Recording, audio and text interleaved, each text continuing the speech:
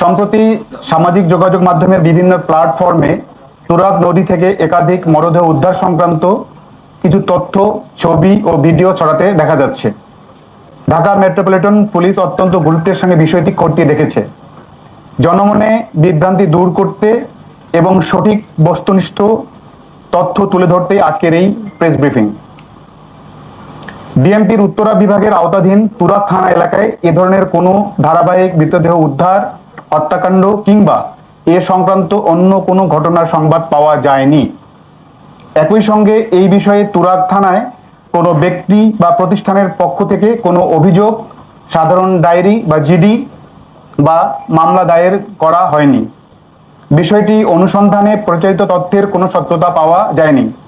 এ বিষয়ে বাংলাদেশ পুলিশের verified Facebook page থেকেও ইতিমধ্যে একটি আনুষ্ঠানিক বিবৃতি প্রকাশ করা হয়েছে।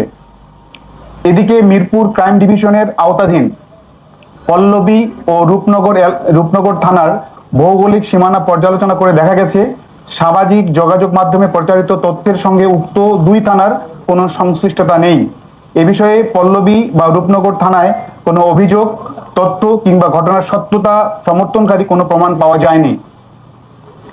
সামাজিক যোগাযোগ মাধ্যমে প্রচারিত যে কোনো তথ্য যাচাই বাছাই ছাড়া এই ধরনের তথ্য প্রচার, বিশ্বাস করা বা তা শেয়ার করা থেকে বিরত থাকা সমীচীন। কোনো গুজব, বিভ্রান্তিকর বা উস্কানিমূলক তথ্য সমাজে অস্থিরতা সৃষ্টি করতে পারে এবং আইন শৃঙ্খলা পরিস্থিতি অবনতির কারণ হতে পারে। ঢাকা মেট্রোপলিটন পুলিশের পক্ষ থেকে এই ধরনের কর্মকাণ্ড হতে বিরত থাকার জন্য আহ্বান করা হলো। ধন্যবাদ।